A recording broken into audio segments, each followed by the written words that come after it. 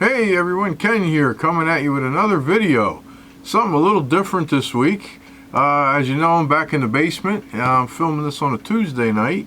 You guys are going to be seeing this Sunday, of course, on my regular scheduled program. But we're getting 1 to 3 inches of snow as we speak out there. I think the snow has just started, and it's freezing cold in the garage, and not much I can do. Doing a little work. I'll give you an update on some of the lanterns that I've been working on pretty soon. But as you see in front of me, going to do a review on this HDX sprayer here, because why not? You know, it's winter time, and why not order a sprayer for something you're going to use in the spring and summer, right? So yeah, you know, you can kill the bugs with it, bug spray, or actually, you know, stain your deck, or you could put plant fertilizer in there. Yeah, so order one of these up. Let's see what we got. Let's see what this thing is all about. Got my trusty old dull knife with me as usual here that I still haven't sharpened. Actually, believe it or not, I didn't sharpen it, but I cleaned it. I had like a lot of tape residue on there, and it's actually cutting kind of decent now. But yeah, let's see what we got here. I'll set that knife aside. It's just like Christmas all over again. You know, I love it. Christmas wrapping paper. Oh, this is fantastic. Look at that. Yeah, just like Merry Christmas. Look at that. Is that what it says? Or is it Happy Valentine's Day? No, it's Christmas. Oh, what is this? Must go with the sprayer. Maybe it's eye protection, so you don't get it in your eyes or something like that when you're spraying. And yeah, there. Yeah, I'm gonna just set this down a little bit. Maybe we could pull out the sprayer. And yeah, what a model she is. What a beaut. We got some more Christmas paper on there. Wow, look at that. There we go. We got some bubble wrap here. Actually, I buried my knife there, didn't I? Let me cut the bubble wrap off of here. Yeah, just make sure nothing's broken. And boy, what a beaut. What a beautiful sprayer we got here. wouldn't you know? What a way to fool the spouse. You know, you put something like that in a sprayer. But actually, they sent it to me like that. I couldn't have been happier. But yeah, lo and behold, this is a brand new old stock Globe brand lantern. I don't know if you can get a shot of that there, the logo there, but Globe brand coming in at you there, and it is supposed to be made, yeah, that's going to be hard to see, but take my word for it, made in Hong Kong. Now, it's not a very old lantern, but be that as it may, it is a very vintage lantern, and solid, made back in the good old days of Hong Kong when Dietz was manufacturing over there. And from what I gather, it's supposed to be almost as good as a Dietz. Let's maybe pull this cardboard off. Does it just slide over the top? Yes, it does. Okay, and look at that. The globe is not, it's not a full weight globe, but nonetheless, let's see, which way does it go? This way. Yeah, let's start by taking the globe out. Take a look at the globe. Yeah, look at that. This is nowhere near like the globes that they make today. Yeah, it's really in there too. I got to be careful. I don't want to break it. Let me take the spring tension. Let me get rid of the bail. Flip the bail over there the other way. Take the spring tension off, because it is gripped in there nice and tight, and I don't want to. Wow, really tight. You know what? I'm probably gonna have to go like this and give this thing almost like a bear hug. Wow, that is one of the tightest. Yeah, there we go. Look at this globe. It's not one of those real thin ones. It's not quite a full weight globe. It's not as good as, you know, your antique stuff, but it's decent. It's a hefty globe, and yeah, this thing's never been lit. And I'm going to light it up in a future video. I'm just not going to do it just yet because, like I said, I'm down here in the basement, and what am I gonna do? Fill it up and, you know, burn it for like 2 minutes, and, you know, so I really like to give it a good, you know, good using once the weather's better. So unfortunately, I'm gonna save it for just a little bit more, but I am gonna use it. Cap, nice cap, and yeah, I don't know what kind of a burner. Let's see what kind of a burner we got. But yeah, I guess it's clockwise. Yeah, yeah. Everything's new. Look at that. Decent, very decent quality. I'm guessing maybe late 70s, early 80s. I don't know. And the funny part of it, the funny thing is, I have some other Globe brand lanterns. I usually don't come across the big 15-inch ones. They're usually like the 12-inch small ones. So yeah, nice shiny fountain inside, and yeah, I think this is gonna make for a really good burner. I just had to have it for the collection. Like I said, not really a special lantern, but to find a full size one like this, probably pretty neat. So yeah, that's what I'm showing off here, and we're right at the hour, as you could tell. All the clocks are striking down here. Yeah, and it is 8 o'clock, and the snow has begun, and believe it or not, that's when they said it was going to start. So yeah, anyway, put this aside for now, and I guess while I'm at it, I could give you guys an update on the our oil lamp. Now, let me just slide. I did actually start working on the oil lamp, okay? And here's the fountain. The fountain was terribly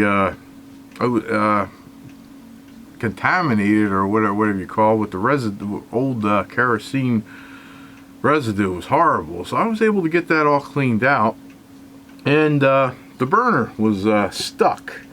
And so what I did is I actually put some warm water, soaked it in warm water, and I took a strap wrench and I put a strap wrench on it, and lo and behold, what I thought was going to be, it was going to unscrew, you know, it did. But the weird thing was what's really baffling me. I thought I had got it off, unscrewed it, everything was all right. Well, turns out there is no thread anywhere on this here thing. If you look close, I mean, if you look close, there is just a band, 2 bands on a very thin sheet of brass with some remnants of some kind of glue or adhesive in there.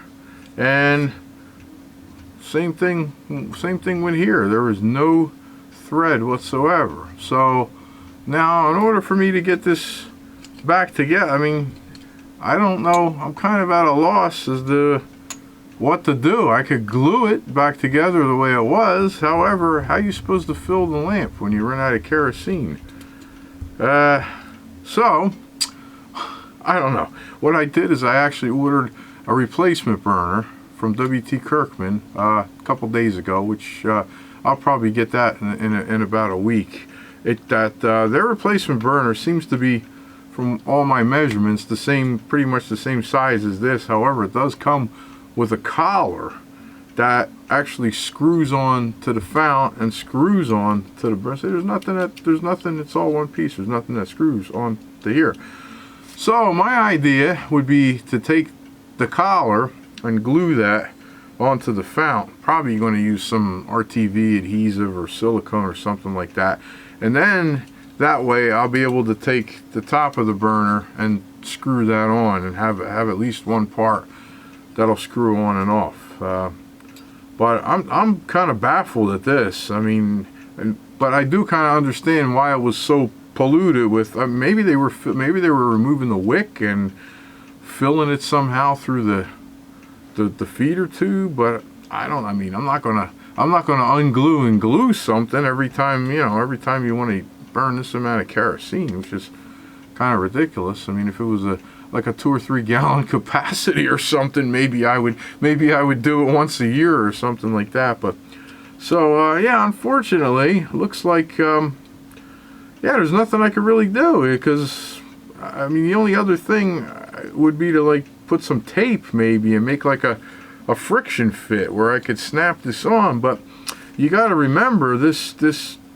basically this chimney just sits on here, and it's kind of at the mercy of this being anchored to the fount, because then the fount is recessed in the housing. So no, and you know, I'm going to leave this outside. So in other words, if I get a little bit of a breeze, and you know, this is, you know, I'm going to lose my chimney. I want to make sure this is you know, more surely anchored than that. So for now, that's where we got. So I did start on it little by little, but yeah, hopefully when I get that, I'll do some filming, and we'll show you guys the results of that. Hopefully I get some positive results with that. And also update on the Rayo number 39 that I got, that sat in the garage for quite some time. I did poke around with it a little bit this weekend. I remember it had the kerosene in there, and well, I know why they shipped it with kerosene. That was trouble. That was a real trouble one to open up. So I finally got it opened up. I soaked it real good with the with liquid wrench, and believe it or not, that didn't touch it. The liquid wrench didn't touch it. So I started using the pliers on the burner, even with a rag, and I started. It was so tight that I started marring it very slightly. So I said, well, what do you do then? You apply some heat to it. So I was a little reluctant to do that with all the kerosene and everything leaking around it, but I took a micro torch and heated it up, and lo and behold, a little heat, and it unscrewed real easy. But reason being, there was like this tar-like substance in I've never ever come across a lantern like this in my entire years of lantern collecting.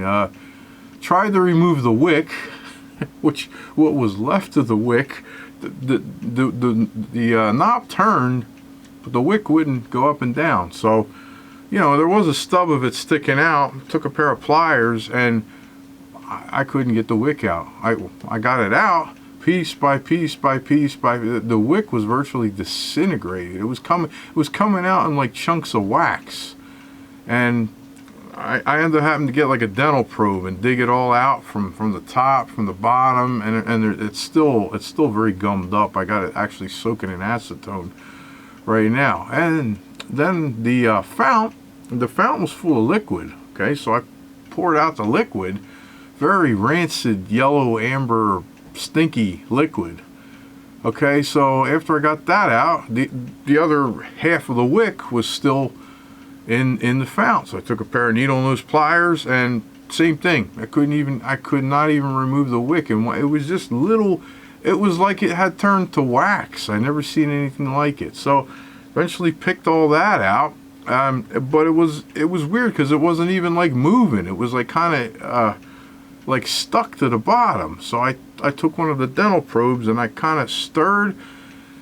The bottom was like a tar. It was a good half-inch of, like, I don't know if it was from the La Brea tar pits or from like a grease gun or what, but as I was stirring it and removing the dental pit, it was actually coming out and almost looked like black strands of hair. It was so thick and gummed. So little by little by little, I'm working on that, and you know, trying to take using my Castrol degreaser and acetone, and nothing seems to really break the stuff down. I don't know what in the world they were burning in that, or if they were using some kind of old grease, or don't know. Like I said, I've never ever seen anything like that, and I was able to remove, I don't know, maybe 3/4 of it, and there's still some, and I'm just soaking it little by little by little with the degreaser.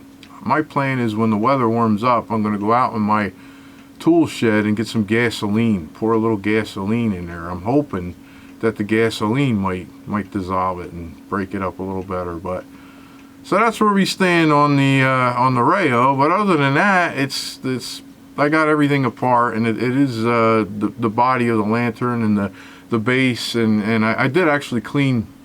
There were some remnants of paint, some red paint on the base. I was actually able to get that off with some paint, and it's cleaning up real nice. So it's going to be, once I get that cleaned up, it's going to be a real nice piece. But I should have took some video, but it was literally like roofing tar, or I've never ever seen anything so nasty like that. I mean, I've seen, you know, blotchy, chunky kerosene, but usually, you know, usually pour a little acetone, stir it around. I mean, things clean up, but nothing like this. But so that's what we're doing, little by little. I'm just taking the days as they warm up, little by little, and able to go in the garage and do a little bit of work, but nothing major. But we'll be back with some more updates. And I did go on a pick this weekend too. For those of you who follow me on Facebook, you'll see what I picked up this weekend. I posted that. I got a